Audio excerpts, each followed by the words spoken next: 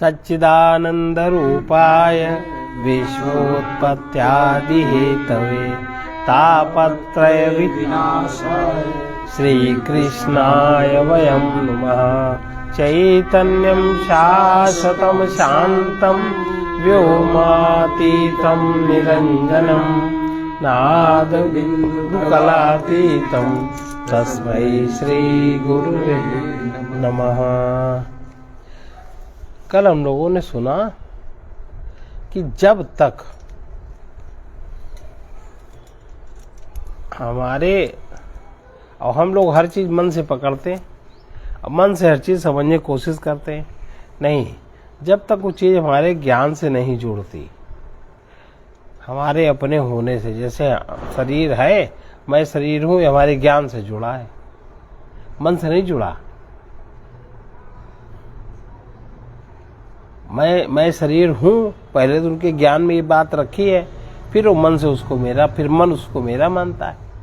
पहले मेरा नहीं माना, पहले वो देह है, आपके पास पहले धन है, आप धनी हैं, और फिर आपके मन ने धन को मेरा माना। तो ये जो आपसे जो जोड़ है, आपसे जोड़ की घटना ये बड़ी मजबूत है, और जब तक ये जोड़ नहीं टूटेगा आपके ज्ञान से, उसका संबंध नहीं हटेगा, तब तक वो चीज आपकी हो नहीं सकती।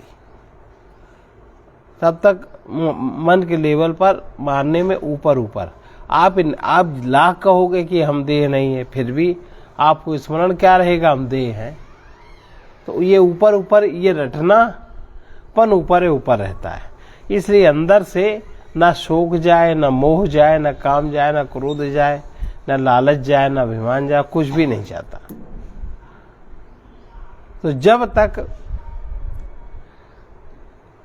हम ये ज्ञान में, जब तक हम ये बात नहीं समझते, हमको समझ में आना चाहिए। जैसे इस बच्चे को वहां ले गए, उसने माना कुछ नहीं, पहले उसके ज्ञान में था, 2 महीने उसको स्मरण आया और उसके पीछे वो विफल था, और जहां उसका सामने साक्षात्कार हुआ, उस वक्त तो क्या उसने माना कि मेरा नहीं है? माना नहीं, साक्षात्कार हुआ, देखा, और उसके समझ में बात आ गई ना समझ में। अब देखो उसकी कंडीशन, जो मान्यता थी वो टूट गई, अपने आप मान्यता टूट गई। तो ये पोजीशन हर एक के साथ जब तक नहीं होती, तब तक उसकी मान्यता नहीं टूटती। ऊपर यही एक प्रकार है। ऐसे हम लोग मंत्र जप करते हैं, हम लोग मन से दोहराते हैं, लेकिन जब तक हम मंत्र का सार भाव समझ के उसको आत्मसात नहीं करते, उसको हम ज्ञान में नहीं स्वीकार करते, तब तक मंत्र का प्रभाव हम पर लाख जपे रहो, ओम नमो भगवते वासुदेवाय, इसका अर्थ तो बहुत बड़ा है, लेकिन आप जपे रहिए, वो मंत्र आपका सिद्ध नहीं होगा, कितना भी जपो। देख लो, ये पंडित पुरोहित लोग कितने बार मंत्र जपते हैं, उनका काम ही है ये कहने कोई मंत्र सिद्ध है, क्योंकि वो क्रिया उनकी मन से होती है, रटने वाली। तो इसमें सबसे पहला गुरु उपदेश, सबसे पहले ये उपदेश देते हैं कि जब तक ज्ञान में ये ना दिख जाए, ज्ञान में माने हमको नहीं दिख जाए, हमको हम बिल्कुल जागृत अवस्था में हो और हमको ये बात दिख जाए कि ये शरीर हम नहीं है, किस प्रकार शरीर की ग्रंथि टूट जाएगी। अब मानते रहो कि ये शरीर हम नहीं है तो नहीं टूटती, क्यों? ज्ञान यानी आपका स्वरूप, और ज्ञान में अहं की ग्रंथि अगर दिख जाए तो अहंकार टूट जाए। ये जहां ये समझ में आया ज्ञान में कि हम देह नहीं है, और फिर ये भी समझ में आ जाएगा, इतना सुना समझा, देह का ही जन्म होता है, देह बढ़ती है, हम देह में अपने को रख के विभिन्न प्रकार की क्रियाएं करते हैं, तो देह की मृत्यु भी होती है। तो फिर ये लगेगा देह से दूरी और देह हम नहीं है, एक समस्या हल हुई। इसमें मन का कोई उपयोग नहीं है। और हम लोग मनोमय कोष की कामना, मनोमय कोष से ही वही हम लोग सारे काम मान्यता में कर रहे हैं। और ये मान्यता तो नहीं है, ये तो इतनी मजबूती से स्वीकार किया है, श्वास से जोड़ा है हमने देह को, तो ये मन के मानने से तो नहीं टूटता। कोई मान्यता आज तक टूटी नहीं टूटी। तब तक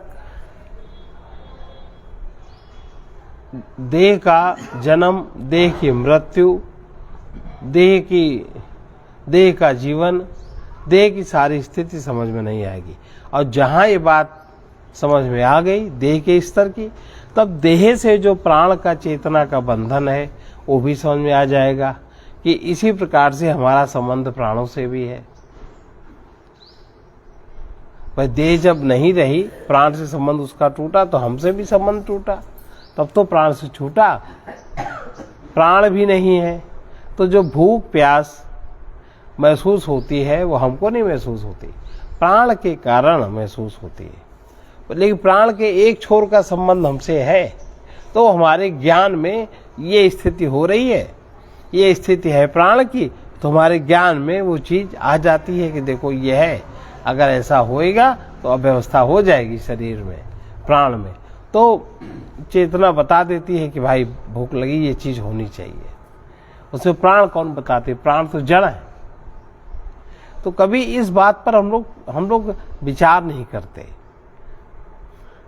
और तब तक हमें दिखाई नहीं देता, और फिर हमें दिखाई देने लगता है कि ये प्राण की सत्ता को भूख प्यास प्राणों के धर्म है, ये हमारे धर्म नहीं। और ये चीज लिखी हर जगह, और हम लोग हर जगह मन से उसको स्वीकार करते, जानते हैं बुद्धि में।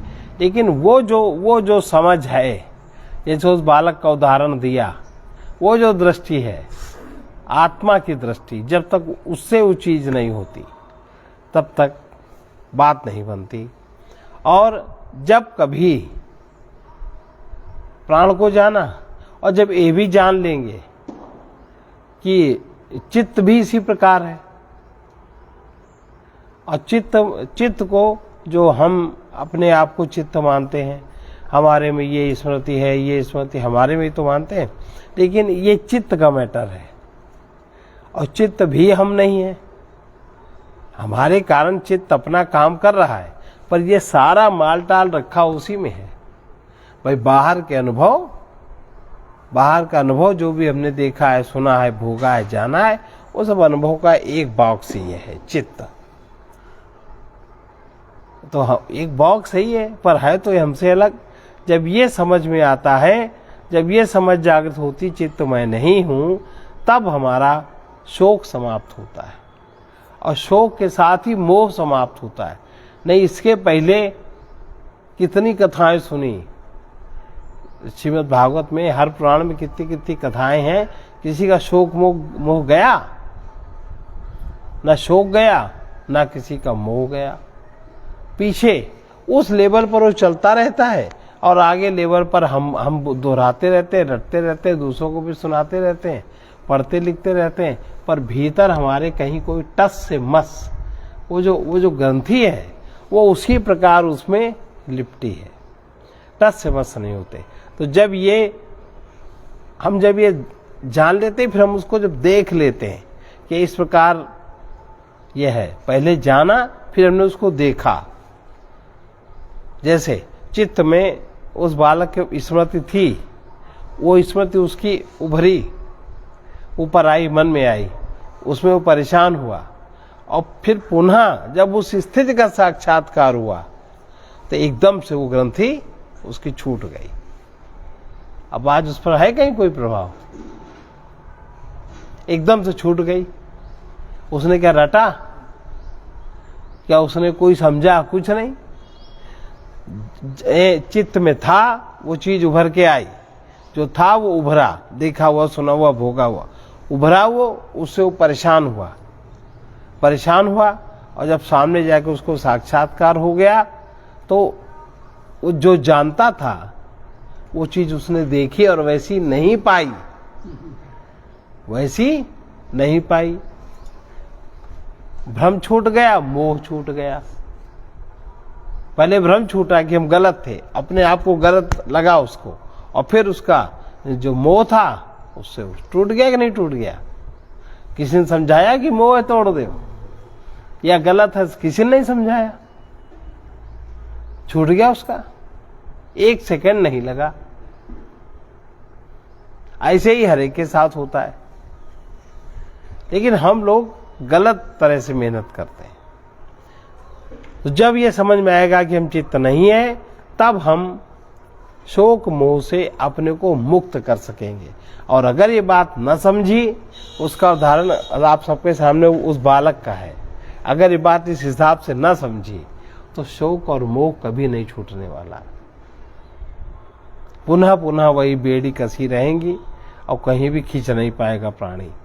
तो जब तक ये बात समझ में नहीं आ जाती कि ये सब घटना जिसमें उभरती है, मैं मेरी की घटना जहां उभरती है वो स्थान बुद्धि, और चित्त में जहां है ये वो स्थान वो है समझ का, जागृति का वो केंद्र है। तो जब तक ये नहीं समझ पाते कि बुद्धि जब तक ये बात नहीं समझती कि हम बुद्धि नहीं है, तब तक हम बंधन और मोक्ष की कल्पना में लगे रहेंगे। मन मानता है, मन की मान्यता उसके सामने है, तो बुद्धि को लगता है ये बंधन है, इसी में विचार करें, ये मुक्ति है, इसी में विचार करें, जब तक हम अपने को बुद्धि समझते हैं। और जिस दिन ये समझ में आ गई कि नहीं बुद्धि हम नहीं है, बुद्धि का तो धर्म ही है जो मन में है उसको देखना, उस पर विचार करना, पर ये हमारा धर्म नहीं है, हम इससे अलग हैं, उस दिन बंधन और मोक्ष की सत्यता सामने आ जाती कि ना कोई बंधन है ना कोई मोक्ष है, हम किस मन की मान्यता में घूम रहे हैं, समाप्त हो जाएगी। इसी प्रकार एक उदाहरण है, भगवान शंकराचार्य के सामने एक रोगी व्यक्ति आया। लोग लाते ना बाबाओं के सामने कि ठीक हो जाए, बहुत असाध्य बीमार होगा, और उन्होंने उसको देखा। अब उसको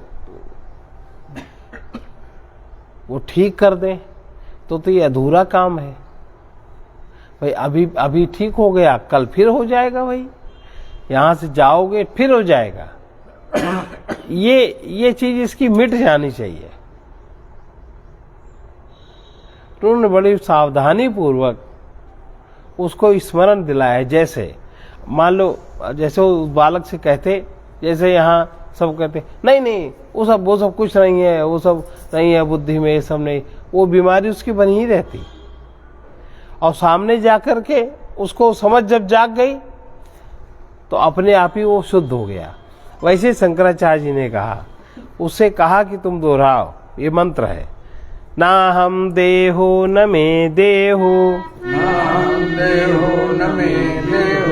जन्म मृत्यु कुतो में, जन्म मृत्यु कुतो में। फिर उसको कहा दोहराओ, ना हम देहो जन्म मृत्यु कुतो में, ना हम देहो जन्म मृत्यु कुतो में, ना हम प्राणः क्षुत् पिपासा कुतो में, ना हम प्राणः क्षुत् पिपासा।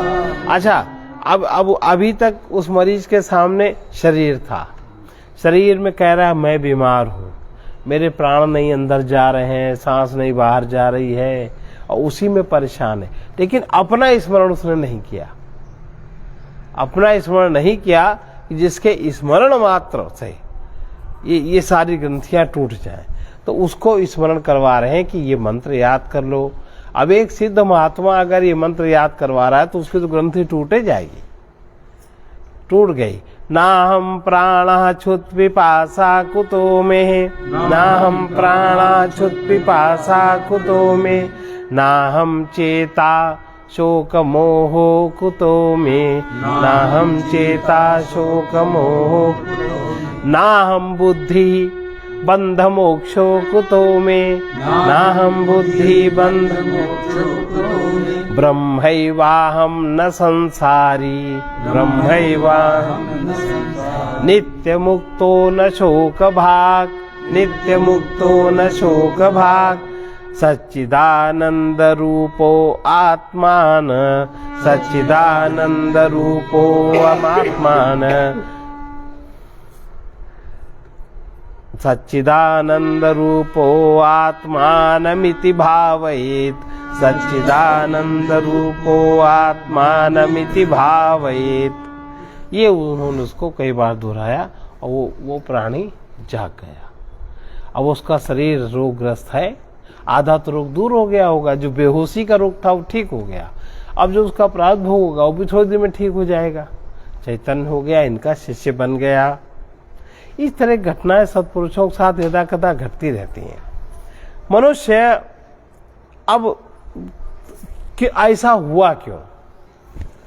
जैसे एक लाइन महाराज जी ने लिखी है, जो जैसा चिंतन करता है चित्त उसी मय हो जाता है, जिसकी चाह प्रबल होती है प्राणी उसको ही पाता है। चित्त में जैसा भी चिंतन करेंगे चेतना उसी मय हो जाती है। उसी का, चेतना का तो कोई रूप है नहीं, ना कोई उसका रूप है, ना रंग है, ना ढंग है, केवल एक चेतन है, स्थिति है। जैसे अग्नि है, अग्नि का अपना क्या रूप रंग है, जल का अपना क्या रूप रंग है। जल जैसे आकार में आप जल रख दो उसी आकार का दिखने लग, और उसी आकार के दिखने का प्रमाण क्या है? ऊपर का जो आकाश है उसकी परछाई उसी आकार की दिखती है। अग्नि है, अग्नि का तो कोई रूप है नहीं। तो तत्व, जितने भी तत्व हैं, जब जड़ तत्वों का कोई रूप नहीं है तो चेतन तत्व है, सच्चिदानंद है, उसका क्या रूप होगा? तो वो जिस प्रकार के पदार्थ में, जिस प्रकार के आकार में वो चीज प्रकट होती है, प्रकट की जाती है, वही आकार दिखाई पड़ता है। इसी प्रकार से चित्त में जो वासना, कामना, देखी हुई, सुनी हुई, भोगी हुई जो हमारे भीतर हैं, उसी को बार बार जितना हम चिंतन हमारे चित्त से होता है, चेतना हमारी उसी आकार में, भाव शरीर हमारा उसी आकार का हो जाता है। बहुत लोगों के भाव शरीर बड़े राक्षस के, भद्दे, कुरूप, हिंसा आदि वृत्तियों का जो आश्रय लेते हैं, उनके भाव शरीर बहुत खराब होते हैं। सूक्ष्म शरीर, भूत प्रेत नहीं जिनको कहते हैं, उनके बड़े भयानक होते हैं। और जो सद्भाव का, दैवी संपत्ति का चिंतन करते हैं, वैसे जीवन जीते हैं, उनके शरीर बड़े सुंदर होते हैं। इसलिए चेतना उसी मय हो जाती है। और स्वयं अब इस समस्या का, अब इतनी समस्या आ गई कि ये सब हम नहीं है। अब पुनः अगर हम बुद्धि से मन की बात मान करके पुनः बुद्धि अगर उसके पीछे चल गई, फिर वो समस्या हो गई। ये ज्ञान जागृत हुआ, ये विचार जागृत हुआ, बुद्धि समझ में आ गई, चित्त समझ में आ गया, मन समझ में आ गया, देह समझ में आ गई, प्राण समझ में आ गया। इसलिए अब जब समझ में आ गया है तो बुद्धि को चेतन स्वरूप में स्थित करो। चेतन बुद्धि को चेतना में लगाओ कि आखिर ये क्या है। और जब बुद्धि चेतना में लगेगी तब वो वैसी ब्रॉड होती जाएगी। फिर बुद्धि इन जड़ पदार्थों में की मान्य ग्रंथियों में नहीं रह पाएगी, उसमें नहीं रहेगी। बुद्धि भी फिर ब्रॉड हो जाएगी।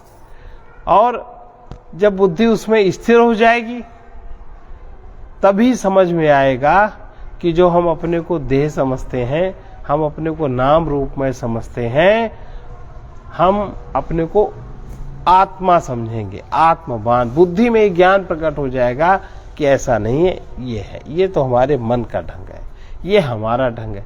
और उस ढंग को जब बुद्धि में प्रकट हो जाएगा तब जाके तब जो ज्ञान जागृत हो जाएगा। अब इसके लिए चाहे जिस स्थिति में हो, बैठे हो, खड़े हो, लेटे हो, बस ये होश की बात है। ये होश ठहर जाए तो चेतना में बुद्धि हमारी स्थिर रहे, और तब जब बुद्धि स्थिर होगी तो फिर चेतना में हमें ठहरना आ जाएगा, और चेतना में ठहरना आने का ही नाम ध्यान है। अब समझे ध्यान क्या है?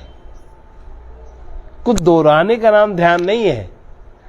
ये चीज समझ में आ जाए और तो वहीं पर चेतना समझ में जहां आने लगी उसी का नाम ध्यान है। और जितना हम गहराई से उसमें उतरते जाएंगे, डूबते जाएंगे, उतना ही हमारा चित्त समाहित होता जाएगा, समाधिस्थ होता जाएगा, और उतना ही जो ये बाहर की विषमता है उतनी विषमता समाप्त होती जाएगी। छोटी छोटी वृत्ति, छोटी छोटी ग्रंथि, छोटी छोटी जो हमारे जीवन को नरक बनाए हैं, हम नरक से अपने आप को उबार लेंगे। ये ध्यान अगर सध जाए, अगर इस प्रकार का ध्यान सध जाए, यही सत्य का ध्यान है। समझे? यही सत्य का ध्यान है, यही ध्यान में होना है, और इसी ध्यान में होकर के ज्ञान जागृत होता है। प्रत्येक को यही प्रक्रिया है। इस तब जो जागृत होगा उसी को ज्ञान कहते हैं, और उस ज्ञान से जब परम का अनुभव होगा तब उसको परम ज्ञान कहते हैं। ये कंडीशन है। बार बार, अब ये एक बार मान लो अभी समझ में आ रहा है, और जहां उठेंगे वहीं फिर सब गया। बार बार स्मरण करना है। स्मरण माने चित्त में जो चेतना काम कर रही है उसको स्मरण करना है। और हम जहां हैं वही चैतन्य है। चैतन्य में तो चेतना का स्मरण हो रहा है। अब परमात्मा हमसे कितनी दूर? परमात्मा हममय हो रहा है कि वो कहीं अलग हो रहा है? हममय। इस तत्व को जो जान जाते हैं वही तत्व ज्ञानी।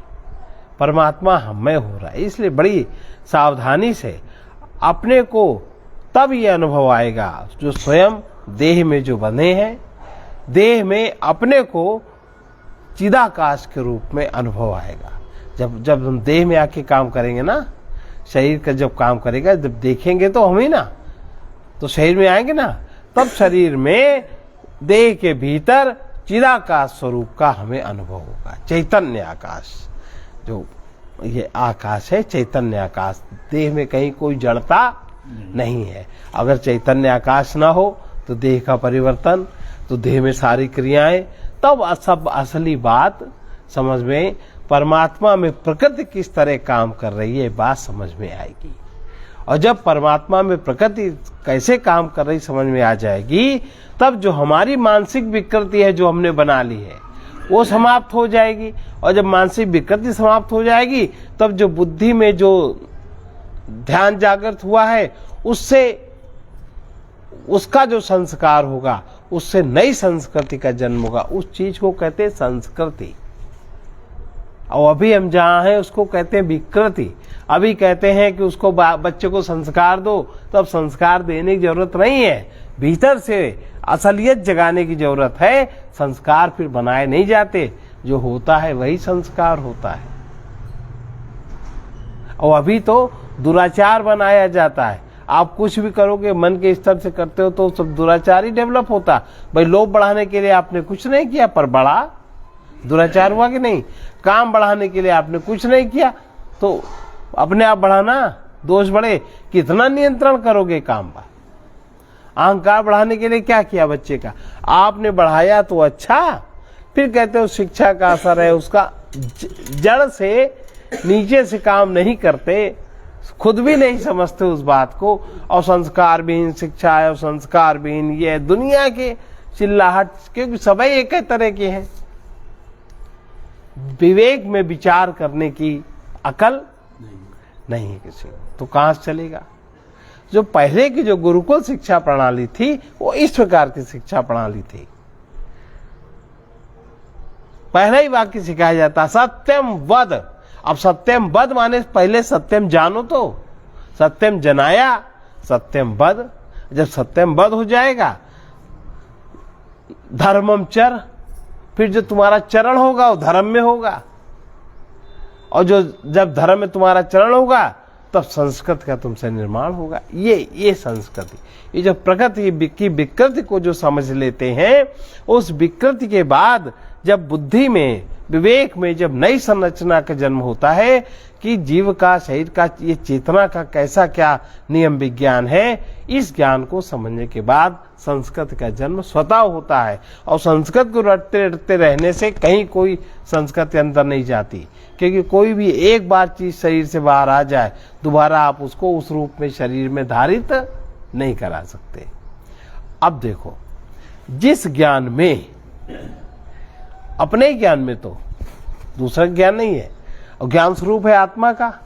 अब वो जब ज्ञान बुद्धि में प्रकट हो रहा है, तो जिस ज्ञान में सब कुछ समझा जाता है, सब कुछ जाना जाता है, तथा जिस शक्ति से सब कुछ किया जाता है, तथा जिस प्रेम से सुखास्वाद रसास्वाद का अनुभव किया जाता है, वो जिसको तुम हमारा हम कहते हो ना, वो तुम्हारे अहंकार का बनाया हुआ कुछ भी नहीं। बनाया कुछ, सब स्वाभाविक। अगर आप इस ज्ञान के आधार पर चलेंगे तो जिस ज्ञान से तुम सब कुछ समझते हो, जिस शक्ति से सब कुछ करते हो, जिस प्रेम से सुखास्वाद रसास्वाद का अनुभव किया जाता है, वो सब तुम्हारा बनाया हुआ कुछ भी नहीं है। सब कुछ परमात्मा से स्वतः जागृत। और तुम जब परमात्मा का अनुभव करने लगोगे, परमात्मा हम में किस प्रकार हो रहा है, तो ये सब बात समझ में आ जाएगी। अहंकार आज पथिक का क्षुद्र अहम है, जो क्षुद्र अहम की क्षुद्रता समझ में आएगी, उसके आकार स्वतः गिर जाएंगे। होएगा कुछ नहीं, लेकिन जो मन की ये जो गलत अवधारणा है, ये समाप्त हो जाएगी और समझ में आ जाएगा कि हम परमात्मा के ही हैं, हम परमात्मा में ही हैं। लाख बार बता के संत तुलसीदास जी हार गए। ईश्वर अंश, तब ये बात आएगी समझ में। क्यों?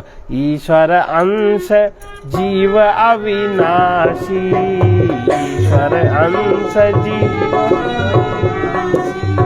चेतन अमल सहज सुख राशि, चेतन अमल सहज सुख राशि। सो मायावश भयउ गोसाई, सो मायावश भयउ गोसाई। बंध्यो कीर मर कट की नाई, बंध्यो की मरकट माने बंदर, कीर माने तोता। जैसे ये बंध जाते, जैसे बंदर बन जाता है, हाथ डाल दिया सुराही में और फिर मुट्ठी बांध के बाहर लाना चाहता, ऐसे ही माया, प्रभु की माया में जीव उसको मेरा मान तो लेता है, अब उसने मान लिया मेरा है, मुट्ठी गई बंद, अब कैसे बाहर आएगा। और तोता, तोते को सब रटा होता है, बहेलिया आएगा, जाल डालेगा, फंस मत जाना। और बहेलिया भी आता है, जाल भी डालता है, दाने भी डालता है, वो खाता भी है, फंसता भी है। ये दो कथाएं बड़ी प्रसिद्ध है। इसलिए जब जहां ये बात समझ में आ गई कि हम परमात्मा के हैं किस प्रकार, हम उसी में हैं किस प्रकार, ये भी सुना ना, तब बाहर जो शोरगुल है, कोई आपकी निंदा करता है, कोई आपकी प्रार्थना करता है, स्तुति करता है ना, तो निंदा स्तुति, तब आप उसको स्वीकार ही नहीं कर सकते, क्योंकि दोनों झूठी करता। उसका मतलब सद गया तो स्तुति, उसका मतलब नहीं कहा, नहीं सदा तो निंदा, स्वीकार नहीं करोगे। और फिर किसी की निंदा स्तुति में आपको कोई रस भी नहीं रहेगा, किसी की बातचीत में। तब एक ही तत्व स्मरण रहेगा कि सभी परमात्मा के हैं और सभी में परमात्मा है। हम किसी की निंदा स्तुति करने वाले कौन होते? जो मन की चापलूसी है, ये जो झूठा आचार है, ये छूट जाएगा और सभी में जितने भी शरीर हैं, सब में आत्मा किस प्रकार इस स्फुलिंग के रूप में, इस स्फुलिंग के रूप में, लहर के रूप में लहरा रहा है पूरे विश्व में, जगत में, इस अनंत आनंद का अनुभव करते हुए सबको नमस्कार, सबको प्रणाम। इसी स्थिति में शायद ऋषियों ने प्रार्थना करी होगी, सर्वे भवन्तु सुखिनः, सर्वे सन्तु निरामया, सर्वे भद्राणि पश्यन्तु, मां कश्चित् दुःख भाग् भवेत्। इसलिए परमात्मा हमें अपने से भिन्न अनुभव नहीं होगा, और जब परमात्मा अपने से भिन्न अनुभव नहीं, तब ठीक दृष्टि जागी, ठीक से फिर हमारे कर्म भी ठीक बनने लगेंगे। ये है सद्गुरु का प्रसाद। इस प्रसाद को अगर हम समझ लेते हैं, अब ये अगर इस तरह नहीं चलते, फिर ये समझ में आएगा कि हमारे तुम्हारे कुछ करने से वही मिलेगा जो हमारे आपके सीमा के समझ के भीतर है। अब ये सब अभी जो सुना, ये हमारी सीमा समझ के भीतर तो है नहीं, तो हमारा ध्यान भी उसी ओर नहीं है, और हमारा ध्यान वो करते जो हमारी सीमा में समझ के भीतर ध्यान तो है नहीं, उसका कोई परिणाम भी नहीं आता। लेकिन अकर्म में करने से अहंकार जब करना शुरू करता है, तो वही मिलेगा जो सीमित समझ के अंदर है, जो हमने सीमित चाहा। लेकिन अगर इस प्रकार देखना आ जाए तो अकर्म में, इसी को अकर्म कहते हैं, अक्रिया में कि जो स्वतः हो रही है क्रिया, उसके प्रति साक्षी हो गए, उस अक्रिया में कुछ बिना किए ही वो मिलेगा जो सीमित समझ के बाहर है और जो सर्वत्र विद्यमान है। ये दो अंतर है। अहंकार के करने में वो मिलेगा जो हमारे मन की मान्यता में, बुद्धि के समझ में अंदर है, और निरहंकार में, अकर्म में, अक्रिया में वो दिखेगा जो हमारे सीमित समझ के बाहर है। इसलिए अंत में परमात्मा की शरण को स्वीकार करते हुए, परमात्मा ऐसी दृष्टि दें, उनको देखते हुए, उस हिसाब से समझते हुए ये ध्यान सधे और हमें यथार्थ लाभ हो। इसलिए एक बार केवल कुछ समय हम केवल सजग बने रहें, देखते रहें। थोड़े समय तक जहां हम स्थिर हुए, वही हमारी शक्ति का प्रवाह ऊर्ध्वगामी हो जाएगा। जो ये समझ है, ऐसे ही हमारा भाव शरीर में निर्माण शुरू हो जाएगा। भाव चेतना हमारी उसी प्रकार बहने लगेगी ऊर्ध्वगामी होकर, और जो अधोगामी सारे छिद्र हैं वो सब बंद हो जाएंगे, और शक्ति अंतर यात्रा में हमारी सहायक बनेगी। करना ये है, और कुछ नहीं करना। इसलिए पुनः स्मरण करते हैं, परमात्मा नित्य निरंतर सर्वत्र विद्यमान है।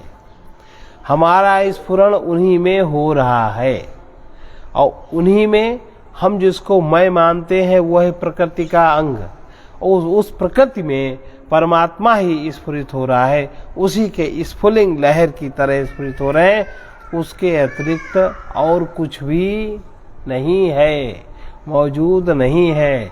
आपकी धारणा, आपकी कल्पना, आपकी मान्यता सब आपको उलझन में डालने वाली है। संस्कृति आपको बचाने वाली है, जो संस्कृत की बात अभी करी। ज्ञान आपको बचाने वाला है। निरंतर विद्यमान सच्चिदानंद परमात्मा को प्रतिपल स्मरण रखना, ये सत्य की उपासना है। फिर से सुने, निरंतर विद्यमान सच्चिदानंद परमात्मा को प्रतिपल स्मरण रखना ही सत्य की उपासना है। सत्य के करीब उपासना माने सत्य के करीब होना है। और जब ये सत्य की उपासना करेंगे तो हमें ध्यान से आ जाएगा कि जब हमारे मन में दुख हो रहा है तो कौन से दोष में हमारा प्रभाव हुआ, कौन सा दोष प्रबल हो रहा है जो विपरीत स्थिति हो रही है, दुख हो रहा है। क्योंकि दुख तभी होता है जब हम विपरीत चलते हैं, सत्य के विपरीत चलते हैं, नहीं तो नहीं होता। अपने को इतना सरल और इतना चिकना, इतना स्निग्ध बनाना है कि जो भी ऊपर से गिरे वो सब फिसल जाए। हमारा मन कुछ भी ग्रहण न करे, हमारा मन किसी भी प्रकार कुछ भी ग्रहण न करके किसी भी तरह की विपरीत प्रतिक्रियाएं न करे। अगर जहां विपरीत प्रतिक्रियाएं करनी शुरू करी वहीं अपनी ही शक्ति चेतना जो ऊर्ध्वगामी हो रही है वो निम्नगामी होने लगेगी। इसलिए असत चिंतन से बचना है और किसी भी प्रकार का आघात, बाहर से आघात हो, वो हम तक ना आवे। ये इस सावधानी से अपने ऊर्ध्वगामी चेतना को अधोगामी नहीं होने देना है। ये ध्यान से देखिए, ये बात ध्यान से देखनी है, तभी तो बचा पाएंगे। ये बात ध्यान से देखनी है कि जहां शुद्ध निर्विकार चेतन और कहां अशुद्ध विनाशी तन। और ये जो बीच की जो ग्रंथि है ये उसी समय समाप्त हो जाएगी। और जो इस तन को अभी तक अपना रूप माना और अब इस तन को संबंधित दूसरी देहों से अपने जो बुद्धि में भिन्न संबंधी मानते हैं, ये सब परम चेतन शिव से विमुख हैं।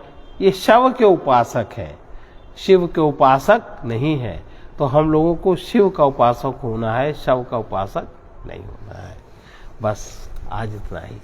भगवान शंकर के भक्त हो जाओ। और यही इसी को कहते हैं अघोर साधना। घोर माने होता है भयानक और अघोर माने होता है सरल, सहज। घोर माने भयानक, बहुत कठिन। अघोर माने सरल, सहज, स्वाभाविक। ये भगवान शिव की साधना है। अब बताओ, और हम लोगों के दिमाग में क्या क्या अर्थ जमे।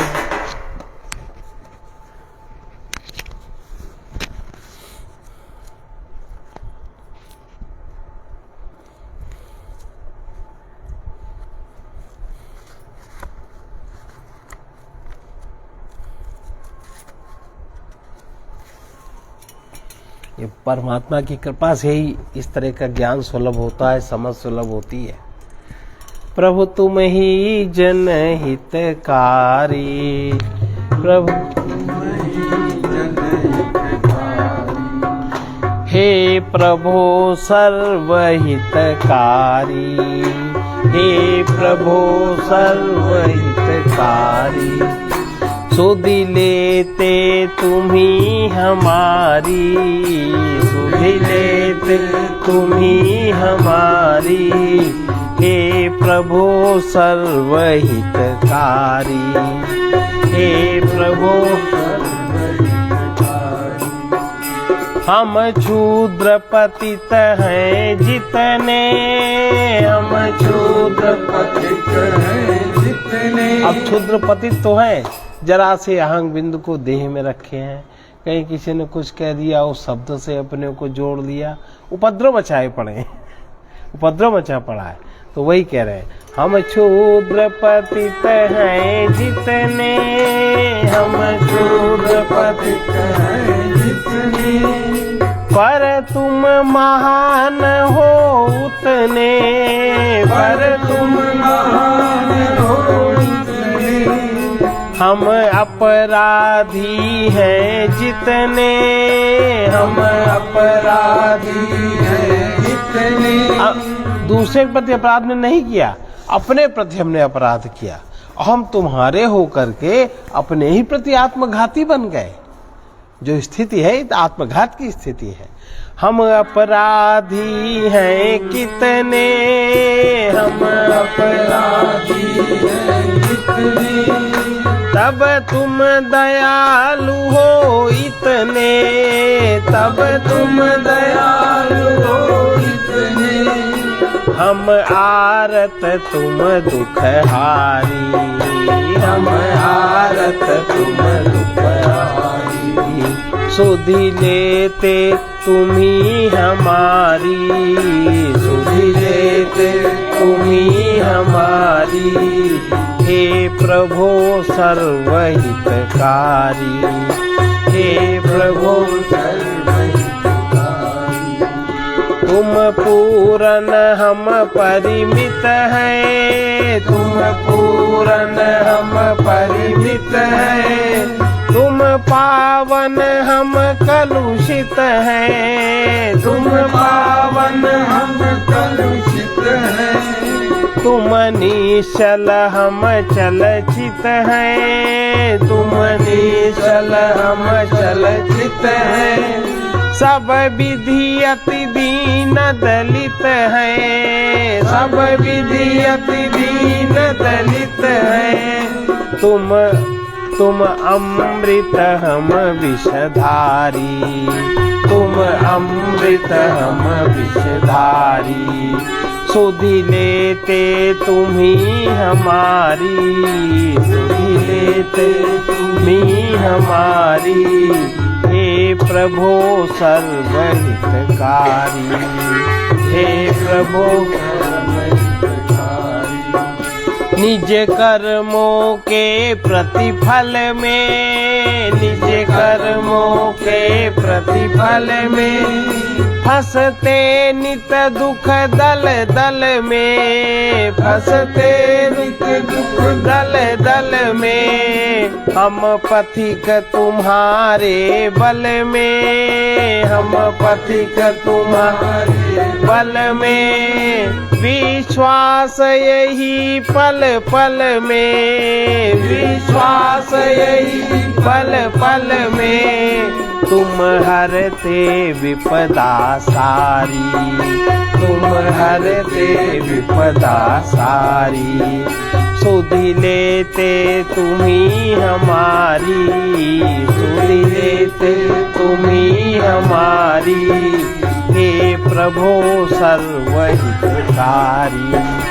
हे प्रभो सर्वहितकारी, सुधि लेते तुम्ही हमारी, सुधि लेते तुम्ही हमारी, हे प्रभो सर्वहितकारी,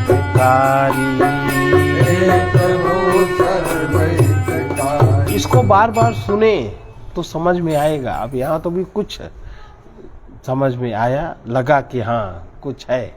अब जो इसमें है इसको बार बार सुने। यत सत्येन जगत सत्यम, यत् प्रकाशेन भाति तत्, यत् प्रकाशेन भाति तत्, यदानन्देन नन्दति, यदानन्देन नन्दति, तस्मै श्री गुरुवे नमः, तस्मै श्री गुरुवे नमः। सर्वे भवन्तु सुखिनः, सर्वे सन्तु निरामया, सर्वे सन्तु निरामया, सर्वे भद्राणि पश्यन्तु, मा कश्चित् दुःखभाग् भवेत्। कृष्णाय वासुदेवाय, हरे परमात्मने, प्रणतक्लेशनाशाय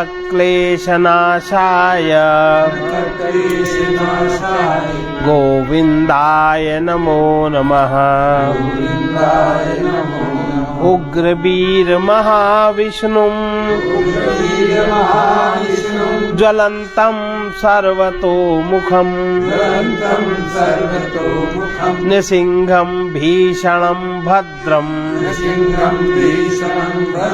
मृत्युर्नमाम्यहम् ॐ ह्रौं जूं स्वाहा ॐ भूर्भुवः स्वाहा ॐ त्र्यम्बकं यजामहे सुगन्धिं पुष्टिवर्धनम् उर्वारुकमिव बन्धनात् मृत्योर्मुक्षीयमामृतात् ॐ स्वाहा ॐ भुवः भूः ॐ सः जूं ह्रौं असतो मा सद्गमय तमसो मा ज्योतिर्गमय मृत्योर्मामृतं गमय ॐ पूर्णमदः पूर्णमिदं पूर्णात् मुदच्यते पूर्णस्य पूर्णमादाय पूर्णमेवावशिष्यते। ॐ शान्ति शान्ति शान्तिः।